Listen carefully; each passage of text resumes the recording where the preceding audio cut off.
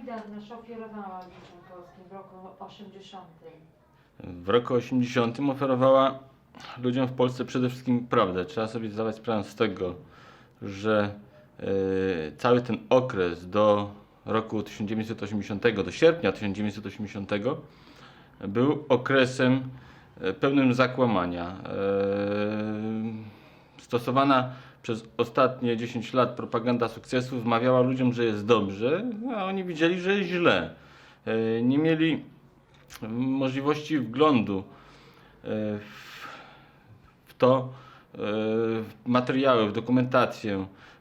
Nie mieli możliwości zorientowania się, jak sytuacja wygląda naprawdę. I tutaj sierpień 80 roku Solidarność jako ten ruch społeczny, jako związek zawodowy nagle im to umożliwiła. Mało tego, umożliwiła im nie tylko poznanie prawdy, ale umożliwiła im przeciwdziałanie temu, co ta prawda odkryła. Przeciwdziałanie w tym przypadku, jeżeli chodzi o nas, o Polaków, złu, które spowodowało, iż nasz kraj stał się krajem stojącym na krawędzi bankructwa. Solidarność oferowała po pierwsze pewien program przemian, bo sam fakt, iż powstała, iż był to pierwszy demokratyczny ruch w krajach komunistycznych, powodował, to znaczy dawał nadzieję na przyszłość. Ponadto oczywiście Solidarność zaktywizowała ogromne rzesze społeczeństwa polskiego. Władze popełniły błąd, że nie próbowały tej aktywizacji społeczeństwa wykorzystać. Niemniej jednak to była oferta nie tylko dla społeczeństwa, ale była oferta dla władzy. Why did the party stop negotiating with Solidarity and impose martial law? Dlaczego partia przestała tak rozmawiać z Solidarnością i wprowadziła stan wojenny? Po pierwsze, partia, dialog, który można to tak nazwać, chociaż nie był to w pewnym tego słowa znaczenia dialog, który prowadziła od roku 80, był to dialog wymuszony przez społeczeństwo i przez cały okres legalnego działania Solidarności, jak już w tej chwili można śmiało powiedzieć, bo są na to odpowiednie dokumenty, był to okres, który partia wykorzystywała przede wszystkim na rozpracowanie sposobów rozbicia tego niezależnego ruchu związkowego, rozbicia tej organizacji, która była niezależna od partii. A wiązało się to przede wszystkim z tym, że ludzie z aparatu partyjnego, ludzie rządzący Polską, nie byli w stanie działać inaczej niż działali dotychczas. To znaczy, nauczeni byli przede wszystkim podejmować autorytarne decyzje bez konsultacji ze społeczeństwem, bez liczenia się ze zdaniem społeczeństwa. Tymczasem fakt istnienia Niezależnego Związku Zawodowego Solidarność powodował, że byli ludzie, którzy wyrażali własne opinie, reprezentowali określoną grupę opinii, grupę ludzi i z tymi ludźmi, z tą opinią trzeba się było liczyć. Do tego aparat partyjny nie mógł się nauczyć. W dalszym ciągu decyzje próbował podejmować w sposób autokratyczny, co powodowało, iż wybuchało szereg konfliktów. Czasem wydawałoby się rzeczy nieistotne, ale z punktu widzenia naszego, z punktu widzenia tutaj Polaków w kraju żyjących w kraju komunistycznym, te konflikty miały swoje istotne znaczenie. Partia dlatego przeciwdziałała Niezależnemu Związkowi Zawodowemu Solidarność, przede wszystkim dlatego, że właśnie nie była nauczona, działacze partyjni nie byli nauczeni współpracować z ludźmi, których należało traktować jako partnerów, a nie jak podwładnych, którym można było wydać polecenie, prawda? Bądź zwierzchników, którzy wydawali polecenie. Przede wszystkim to jest główny powód. Ideologia, doktryny ideologiczne oczywiście w tym przypadku są podstawą takiego, a nie innego działania partii, dlatego do tego się nie odwołuję i o tym nie mówię. Niemniej jednak jest to w ogóle brak jakiejkolwiek możliwości ze strony tych działaczy partyjnych współpracy. Po prostu nie nauczyli się tego. Nie ulega wątpliwości, że strategia Solidarności po 13 grudnia musiała się zmienić. Jest stan wojenny, później zawieszony i odwołany, niemniej jednak ustawodawstwo stanu wojennego w Polsce nadal obowiązuje. W związku z tym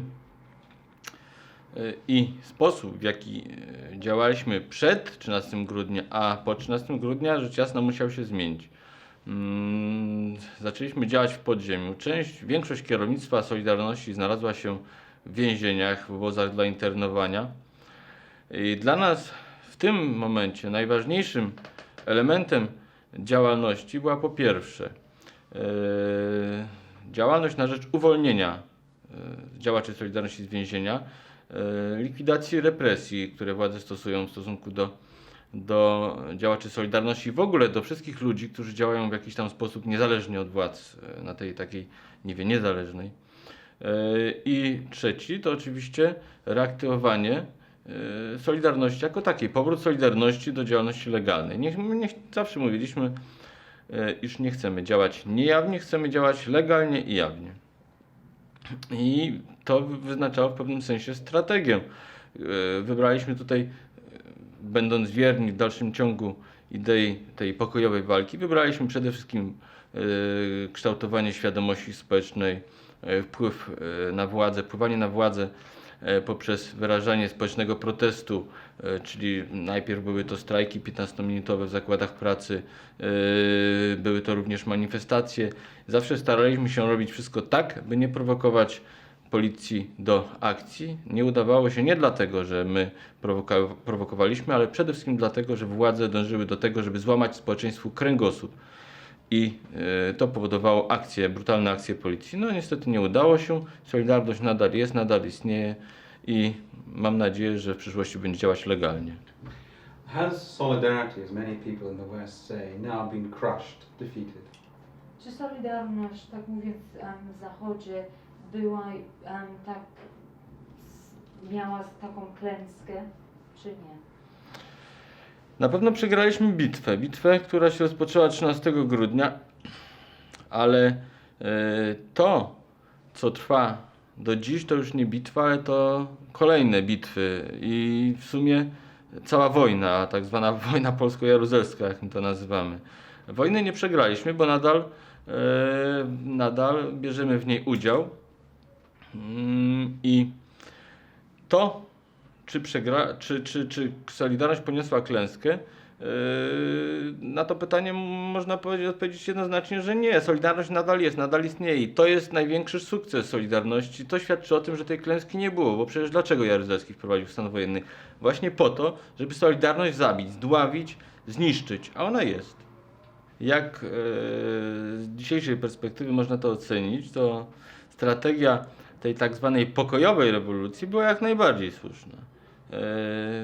Trzeba sobie zdawać sprawę z tego, że to, iż Solidarność nadal utrzymała autorytet na arenie międzynarodowej, że tu w Polsce ludzie od Solidarności nadal się nie odwrócili, to przede wszystkim dowód na to właśnie, że ta strategia była słuszna. Gdybyśmy chcieli inaczej walczyć z tą władzą, próbować zastosować element siły, przegralibyśmy, dlatego że siła jest po ich stronie. Oni mają pałki, karabiny, czołgi, nie my. Po drugie, przegralibyśmy moralnie. Dużo można powiedzieć i o błędach Solidarności, ale jednego nie można powiedzieć, że popełniła błąd, jeżeli chodzi o strategię. Na płaszczyźnie moralnej wygraliśmy z tą władzą wszystko, co można było wygrać i wygrywamy nadal. I to jest nasz sukces naszej właśnie strategii. What are the lasting benefits of solidarity to Poland, benefits that continue now? Jakie są takie trwające korzyści z tego okresu Solidarności? No oczywiście, żeby tak wymiernie powiedzieć o tym, co dla ludzi. No przede wszystkim wolne soboty. To jest to, co zostało z tego okresu porozumień sierpniowych i Solidarności. No oczywiście pozycja Kościoła w Polsce. Kościół zawsze miał dużo wysoką pozycję, ale przede wszystkim msza w radio, telewizji. Fakt, iż tych kościołów buduje się więcej. Ten element był zawarty w porozumieniu rzeszowskim. Poza tym władza nie mogła nie reagować, nie mogła zapomnieć tego, co było przez 16 miesięcy. Ona musiała zmienić swój język rozmawiania ze społeczeństwem, nawet jeżeli chciała kłamać. A w związku z tym musiała po prostu czegoś się nauczyć, iść do przodu. To, co zostało z Solidarności, to oczywiście, po Solidarności, to oczywiście świadomość społeczna, której niestety już w tej chwili nawet największa dyktatura zmienić nie może. Po 13 grudnia Jaruzelski już nie mógł wrócić do tego, co było przedtem. Nie dlatego, że on nie chciał, on po prostu nie mógł. What has happened to the local party, particularly in Gdańsk here, since martial law? Has it recovered any support? Co tutaj się stało do partii na przykład w Gdańsku? Czy jeszcze ludzie mają ufanie, czy wierzą do partii? Ja sądzę, że ludzie partii nie wierzyli już od dawna i zaufania do niej również nie mieli od dawna. Sądzę, że jeżeli w ogóle można mówić o jakimkolwiek zaufaniu do partii, to wiązało się to przede wszystkim z dojściem do władzy Gomułki w 1956 roku i trwało bardzo krótko. W tej chwili partia jest tak skompromitowana, że wielokrotnie słyszałem od ludzi, nie działaczy jakichś tam szczególnych, ale normalnych ludzi, że partia kiedyś w wolnej Polsce powinna zostać uznana za organizację przestępczą. The party now says it wants to consult with groups outside itself and democratize itself. How real is this? Partia teraz tak opowiada, że chce rozmawiać z grupami poza władzą. Czy to jest faktyczność, czy nie? Oczywiście, że tak, ale rozmawiać zależy w jakim celu. Nie dlatego, żeby słuchać, co ci ludzie mają do powiedzenia, a raczej dlatego, żeby wyciągnąć tych ludzi z orbity Solidarności. Konkretnie chodzi o to, aby wszystkich ludzi, którzy w jakimś tam sensie mają autorytet społeczny, mają określoną pozycję społeczną i popierają Solidarność, wyrwać z tej orbity zainteresowań i w ten sposób jednocześnie spowodować, prawda, osłabienie Solidarności, która ludzie angażowani do działań władzy automatycznie jakoś są mobilizowani do tego, by tej Solidarności jako takiej nie popierać. Po roku 56, 68 i w roku 80 wszystko już było próbowane i nic nie chce tak trwać. A jednak po tym 80 coś tam zostało. Solidarność nadal jest i nie zamierza rezygnować z tego, że jest, prawda? Niemniej jednak sądzę, że te trzy okresy i ten okres Solidarności wskazują tylko na to, że jednak różne rzeczy w komunizmie dziać się mogą. Sądzę, że z tego wszystkiego zostanie coś, co będzie można nazwać jako kolejny model, prawda? Nie wiem, jak on zostanie zakwalifikowany, tam jako numer 4, numer 5, ale będzie to kolejna próba zmiany tego systemu. Zobaczymy, czy się uda. Któraś tam w końcu na pewno się uda. What do the Gorbachev reforms mean for the people here in the socialist bloc? Jak te reformy Gorbaczowa, co znaczą tutaj dla ludzi, którzy mieszkają w wschodniej Europie? No, na pewno zmieszane uczucia. Są tacy, którzy nie wierzą, że cokolwiek może się tam zmienić. Mają zakodowane w świadomości, iż Rosja to państwo totalitarne, państwo, które nawet swoje społeczeństwo potrafiło w ogromnej, prawda, mierze mordować. Mowa tutaj o Stalinie. I są tacy, którzy uważają, że demokratyzacja w Związku Radzieckim jest autentyczna i doprowadzi do zmian w całym systemie. Na pewno jednak tutaj, bez względu na to, kto co myśli o tym, co się w Rosji dzieje, to gdy spogląda na wschód i widzi te elementy zmian, mobilizuje go to do tego, by tu w Polsce podjąć, ja mówię w tej chwili o Polsce, nie mówię o innych państwach, tu w Polsce podjąć jakieś bardziej zdecydowane kroki, bo może to jest właśnie ten okres, kiedy można, kiedy trzeba. Już był 3 razy próbowane w roku 56, 68, 80, żeby coś skorzystać i nic nie potrafiło. To zaledwie 3 razy, będzie 4. Isn't there a danger that the Gorbachev reforms and rhetoric of reforms, which are also being imitated in the socialist bloc, will actually weaken and undermine the opposition? Czy nie jest w tych rozmowach i reformach który Gorbaczow teraz opracuje, jak pewna sens, że to może stracić opozycja wartość i że opozycja potem zostanie poza tym i nie będzie włączona do dialogu.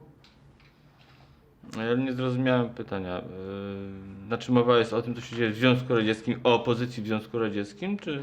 I tutaj też. Jeśli reformizmus Gorbaczowa w Sowieckim Związku, jeśli reformizmus oficjalny w Polsce od Jaruzelskiego, jeśli to nie będzie marginalizować opozycji, jo? Jeśli nie straci płudu.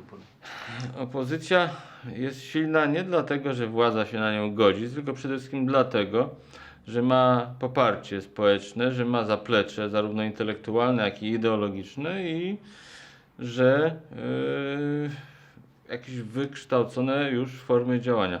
W przypadku Solidarności przeszliśmy przez okres takiego, można powiedzieć, silnego terroru.